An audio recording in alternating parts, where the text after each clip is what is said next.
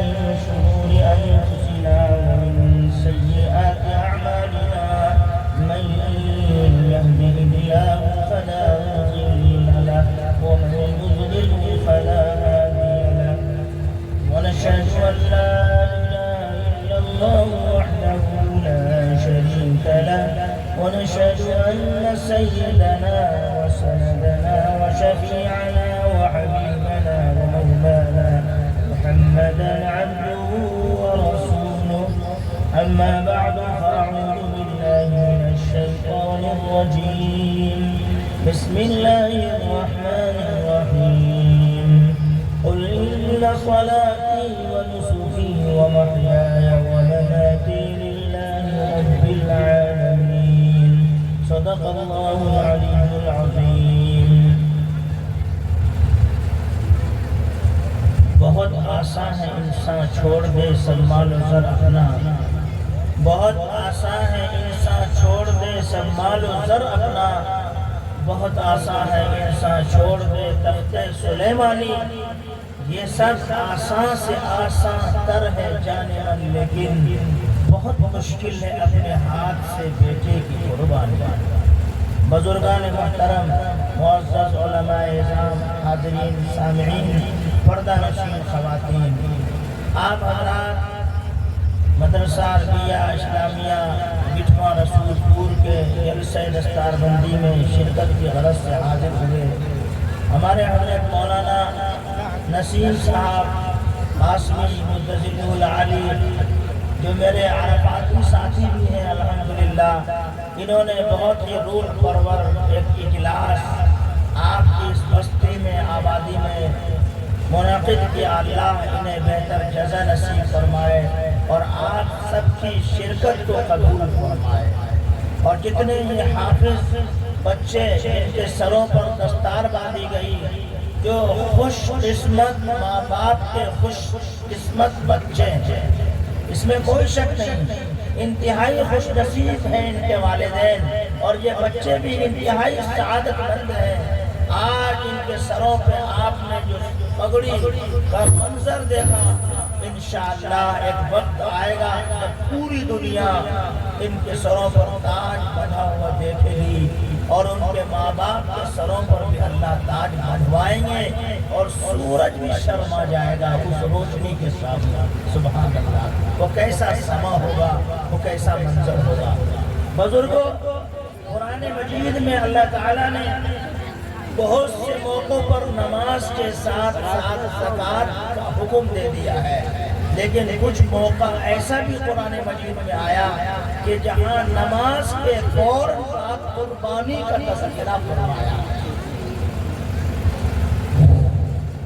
میری ماں بہنیں منتظر ہیں یہ کہ وہ جتنے بچوں کے سر پر دستار فضیلت رکھی گئی ہے، ان حضرات کو میں آپ کے درمیان تھوڑی دیر کے بعد بھیجتا ہوں. بہت ساری مائیں بہنیں اپنے ہاتھوں میں ہاتھ اور کیا کیا لے کے رکھے ہیں.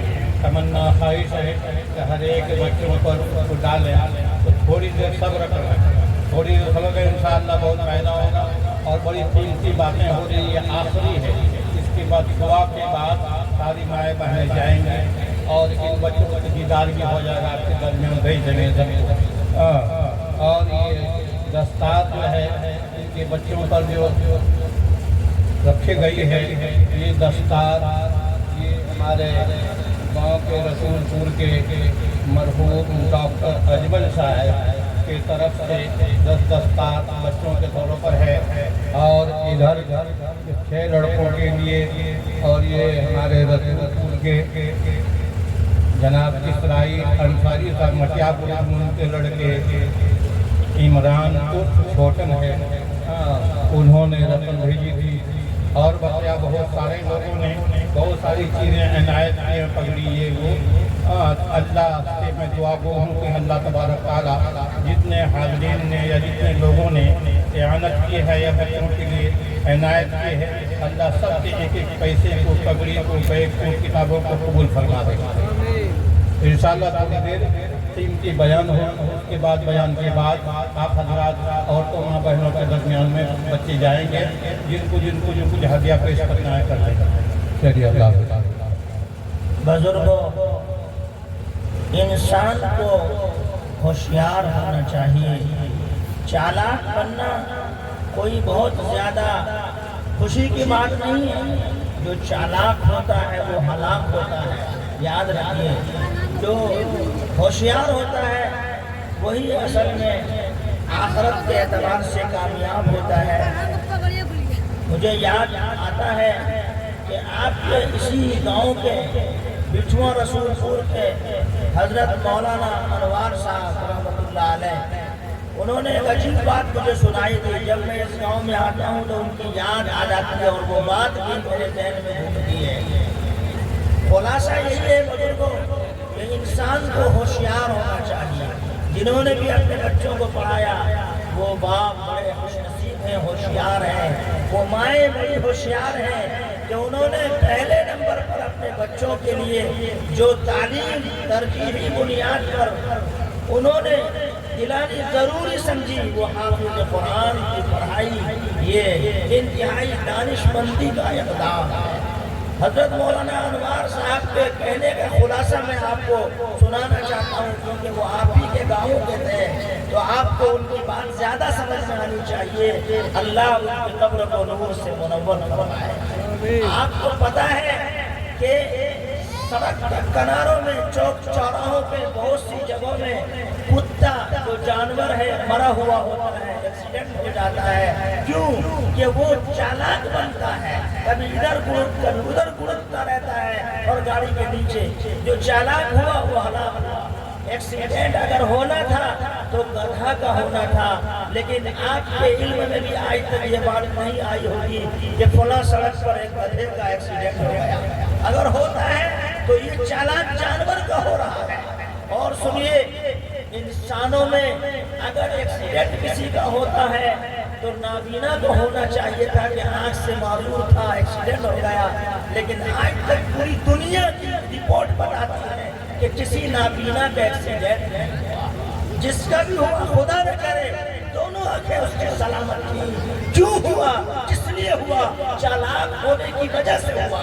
مولانا انوار صاحب مجھے کہتے تھے کہ سنیے، ایک صاحب ہاسپٹل گئے، سروے کرنے کے لیے گئے اور اس لیے گئے کہ آخر جو لوگ ایکسیڈنٹ ہوئے ہیں ان سے ہم براہ راست پوچھیں، معلوم کریں کہ آپ اتنے سمجھدار ہو کر کیسے ایکسیڈنٹ ہو گئے۔ تو سب کی باتوں کو ملایا تو خلاصہ یہ تھا کہ ہم سوچے تھے کہ نکل جائیں گے، تو چالاکی کی وجہ سے یہ حال ہوا۔ جو تو یہ کیوں نہیں سوچا کہ نکال کر پھر جائے گا؟ نکال کر پھر جانے والا ہوشیار ہے، اور نکلتے نکلتے سب کو پیچھے چھوڑ کر آگے بڑھنے والا شاید چالاک ہے۔ اور موقع ایک ہی دفعہ ملتا ہے، چانس اگر مان لیجئے کہ وہ گڑبڑ ہو گئی خطرناک والی، زیادہ جلدی کے چکر میں کہ پہنچیں گے، خدا نخواستہ وہاں اگر پہنچ گئے کہ کہاں سے واپسی نہیں ہوگی تو پھر بڑا مشکل معاملہ ہو جائے گا۔ اسی لیے آج اس مجلس میں اپنے ان نوجوان دوستوں سے میں کہنا چاہوں گا جو بائک بہت تیزی سے ہنکاتے ہیں، بڑی تیزی سے گاڑیاں چلاتے ہیں۔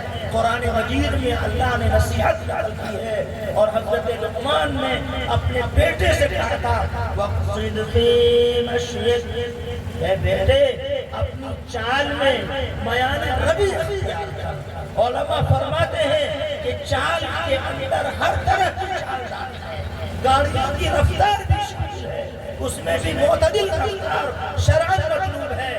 لہذا شریفوں کا کام تیز چلانا نہیں ہے۔ جو لوگ ایسا کرتے ہیں وہ اپنے آپ کو کنٹرول میں لائیں۔ یہ ایک بہت اہم بنیادی بات تھی موجودہ صورتحال کو سامنے رکھتے ہوئے۔ حضرت لقمان حکیم نے اپنے بیٹے سے ایک موقع پر کہا تھا، وہ میں آپ کے کلیجے اور سینے میں اتارنا چاہتا ہوں، آپ اس کو کان کھول کے سنیے۔ فرمایا تھا کہ بیٹا یہ بتاؤ کہ ہر آدمی کا منہ کدھر کو ہے؟ آگے کی طرف ہے، جنت کی طرف ہے کہ پیچھے کی طرف ہے؟ بیٹے نے تڑپ کر کہا کہ ابا ہر آدمی کا جو منہ ہے وہ جنت کی طرف، اس کا رخ جنت کی طرف ہے، آگے کی طرف ہے۔ تو انہوں نے فرمایا بیٹا یہ کس قدر افسوس کی بات ہے کہ منہ آگے کی طرف ہو जन्नत में पहुंचना चाहता हो और काम पीछे की तरफ मुड़ के दुनिया वाला कर रहा हो और इसी दुनिया में वो उलझा हुआ हो, इस कदर अफसोसनाक है ये मामला। इसलिए बुजुर्गों ये नसीहत भी लेके चाहिए कि जब हमारा आगे की तरफ है और हम सबको जन्नत में जाना है इंशाअल्लाह, तो हमें जन्नत का अमल करना है और जन्नती काम करना है। और जन्नती कामों में से वो सारे काम शरीयत में बता दिए गए, उनमें से एक कुर्बानी भी है। कुर्बानी जो पेश करता है तो अल्लाह उसकी नस्लों को चमकाते हैं। हजरत इब्राहीम खलीलुल्लाह अलैहिस्सलाम जो अल्लाह के दोस्त हैं, दोस्त। आज हम लोग अपने दोस्तों का जिक्र करते हैं, कुर्बान चाहिए। अल्लाह ने अपने दोस्त का जिक्र किया और जिक्र का ऑर्डर दिया, फरमाया पैगंबर सल्लल्लाहु अलैहि वसल्लम इस किताब में आप इब्राहीम का तज़किरा कीजिए अलैहिस्सलातु वस्सलाम। हजरत इब्राहीम अलैहिस्सलाम वो पैगंबर है, वो नबी है कि जिनको शुरू से लेकर आखिर तक आज़माइश का शिकार होना पड़ा और कड़े से कड़े इम्तिहान से उनको गुजरना पड़ा। वो वक्त याद कीजिए कि जब उन्होंने अपने वालिद को कलमा पढ़ने को कहा तो वालिद ने कहा कि मेरा बेटा देख, अगर तू बाज नहीं आया तो तेरे सर को मैं फोड़ डालूंगा। तो क्या कहा अपने वाले में? बेअदबी की, गुस्ताखी की? नहीं, बड़े अदब से और प्यार से कहा। मैं अपने उन दोस्तों को कहना चाहूँगा, जवानों को कहना चाहूँगा जो अपनी माँ से सीधे अपनी बात करना चाहते हैं, जो अपने वालिद को सही जवाब नहीं देते। वो वालिद जिसने जवान पीस के उसको जवान बनाया और वो वालिदा जिसने जिगर खिला कर उसको किसी काबिल बनाया, आज वो सीधे मुँह बात नहीं करते। हजरत इब्राहीम अलैहिस्सलाम को सुन्नत याद कीजिए, उन्होंने अपने वालिद को सिर्फ इतना कहा कि अब्बा जब मेरी दावत आपको पसंद नहीं तो हम आपको छोड़ कर कहीं और चले जाते हैं। सलामुन अलैहि, ये छोड़ने के लिए सलाम करना, ये वो सलाम नहीं जो हम करते हैं। उन्होंने कहा अब हम रुखसत होते हैं, अब अलविदा कहकर वो वहाँ से चले गए। ये कितनी बड़ी बात है कि अपने घर को छोड़ा, अपने शहर को छोड़ा, तो फिर वक्त हुकूमत जो उस वक्त की हुकूमत थी, जब वो वक्त आया तो हुकूमत के शिकंजे में जब कसे गए तो नमरूद ऐसा जालिम बादशाह कि अगर काश्तकार खेती करता था, गल्ले अनाज पैदा करता तो सबसे पहले उसकी बारगाह में दरबार में जाके पेश करता और सजदा करता नमरूद का। जब तक वो काश्तकार सजदा नहीं करता उसका गल्ला उसके हवाले नहीं किया जाता था। इतना बड़ा जालिम बादशाह, और वो अपने आप को ये समझता था कि ये जो कुछ भी दुनिया में हो रहा है वो मेरे करने धरने से हो रहा है।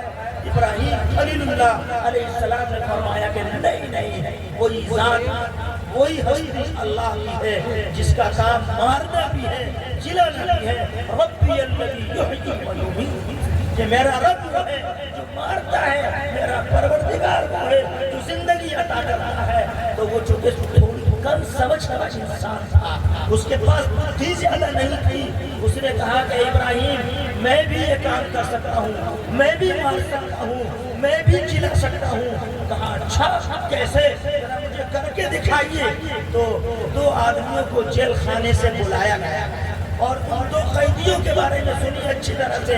एक के बारे में ये फैसला हो चुका था एक दिन पहले या थोड़े दिनों पहले कि एक को कल जो है जेल से बाहर किया जाएगा, उसका फेल कर दिया जाएगा, और एक के बारे में फैसला था इसको फांसी पे लटकाया जाएगा। ये पहले से तय था और सब लोग जानते थे। तो उस बादशाह नमरूद ने कहा कि इब्राहीम देखो, जिसके बारे में फांसी का बिल्कुल मामला तय है, मैं ऐसे बादशाह ऑर्डर देता हूँ कि इसको माफ किया जाए, कल इसकी फांसी नहीं होगी। और जिसके बारे में तय था कि कल इसको जेल से बाहर घर भेजा जाएगा, जिंदा घर जाएगा, उसके बारे में बादशाह ने फैसला किया कि कल इसको लोगों के सामने दो टुकड़ा कर दिया जाएगा। और उसने सुनाया, लोगों को बताया कि देखो इसका जीना तय था, उसको मौत के घाट उतारने का फैसला किया, कल इसको मौत के घाट उतारा जाएगा। और जिसका मरना तय था, मैंने نے اس کے لیے معافی کا فیصلہ صادر کر دیا، لہذا میں بھی زندہ کرتا ہوں، میں بھی مردہ کرتا ہوں۔ العیاذ باللہ ثم العیاذ باللہ۔ حضرت ابراہیم علیہ السلام سمجھ گئے کہ سبب کے بدل دینے کو اپنی طرف منسوخ کرتا ہے، اور یہ بدھو یہ بھی نہیں جانتا کہ زندہ کرنا کس کو کہتے ہیں اور مردہ کرنا کس کو کہتے ہیں۔ حضرت ابراہیم علیہ السلام نے فرمایا کہ سن، یہ تو سورج نکلتا ہے، ادھر سے نکلتا ہے، مشرق سے نکلتا ہے، وہ مغرب میں ڈوبتا ہے، میرا اللہ ڈباتا ہے، میرا اللہ نکالتا ہے، تو اپنے کو رب کہتا ہے، تو آج جب سورج نکلے گا تو تو پچھم سے مغرب سے نکال کے دکھا دے۔ قرآن کہتا ہے فَبُهِتَ الَّذِي كَفَرَ، وہ مبہوت ہو گیا، حیران پریشان ہو گیا، لاجواب ہو گیا، کوئی اس کے پاس جواب نہیں بنا، مرتا کیا نہ کرتا۔ آگ سلگائی گئی، ابراہیم خلیل اللہ علیہ السلام کو آگ کے حوالے کیا گیا، قرآن گواہ ہے قُلْنَا يَا نَارُ كُونِي بَرْدًا وَسَلَامًا عَلَىٰ إِبْرَاهِيمَ، ہم نے کہا اے آگ تو ٹھنڈی ہو جا، گلے گلزار ہو جا ابراہیم علیہ السلام کے لیے۔ چنانچہ ہم سب جانتے ہیں جسے اللہ رکھے اسے پہنچ جائے، زندہ سلامت نکل گئے۔ تو شروع میں باپ کو چھوڑا، گھر بار کو چھوڑا، حکومت سے ٹکر لینا پڑی، حکومت سے ٹکرا گئے، لیکن اللہ تعالیٰ نے اپنے وقت کے نبی اپنے دوست کو غلبہ عطا فرمایا۔ اور جب بڑھاپے کا زمانہ آیا، جن ہاتھوں کو اٹھا کر اپنے بیٹے کے لیے دعا مانگی کہ اللہ بڑھاپے میں ننھا منھا سا مجھے بھی دے دیجیے بچہ جو میرے بعد میری وراثت انجام دے سکے، میرا وارث بن سکے، تو اللہ نے حضرت اسماعیل علیہ السلام جیسا بیٹا عطا فرمایا۔ آپ جانتے ہیں جب وہ پیدا ہو گئے تو حکم کیا ملا؟ حکم یہ ملا کہ ان کو اور ان کی والدہ حضرت حاجرہ سلام اللہ علیہا کو وادی غیر ذی زرع میں رکھ کر، جہاں نہ کوئی آدمی نہ کوئی آدمزاد اور سنسان بیابان جنگل، وہاں سے رکھ کر جانے لگے، تو حضرت حاجرہ پیچھے پیچھے